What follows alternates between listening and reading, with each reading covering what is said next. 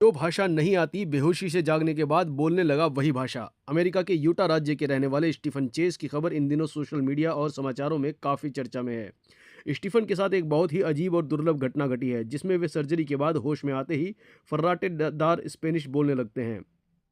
33 वर्षीय Stephen chase पेशे से एक वकील हैं। उनके साथ ये सिलसिला तब शुरू हुआ जब वे 19 साल के थे और उनके घुटने की सर्जरी हुई थी। सर्जरी के बाद जब उन्हें होश आया तो वे नर्सों से अंग्रेजी के बजाय पूरी तरह स्पेनिश में बात करने लगे। हैरानी की बात यह थी कि स्टीफन को स्पेनिश का बहुत कम ज्ञान था। उन्होंने हाई स्कूल में केवल 1 साल बेसिक स्पेनिश पढ़ी थी और उन्हें सिर्फ 10 तक गिनती या कुछ छोटे मोटे शब्द ही आते थे। ये घटना केवल एक बार नहीं हुई। पिछले 10-15 सालों में जब भी स्टीफन की कोई सर्जरी हुई और उन्हें एनेस्थीसिया दिया गया तो वे होश में आते ही स्पेनिश बोलने लगे। डॉक्टरों ने स्टीफन की इस स्थिति को फॉरेन लैंग्वेज सिंड्रोम बताया है। ये एक अत्यंत दुर्लभ न्यूरोलॉजिकल स्थिति है। 1907 में इस बीमारी की खोज के बाद से अब तक दुनिया भर में इसके केवल 100 के करीब मामले ही दर्ज किए गए हैं। माना जाता है कि एनेस्थीसिया या मस्तिष्क पर किसी दबाव के कारण दिमाग का वो हिस्सा सक्रिय हो जाता है जहां पुरानी सुनी हुई बातें या यादें जमा होती हैं।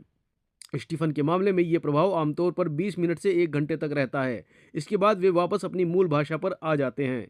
स्टीफन बताते हैं कि जब वे स्पेनिश भाषा बोलते हैं तो उन्हें खुद महसूस नहीं होता कि वे कोई और भाषा बोल रहे हैं।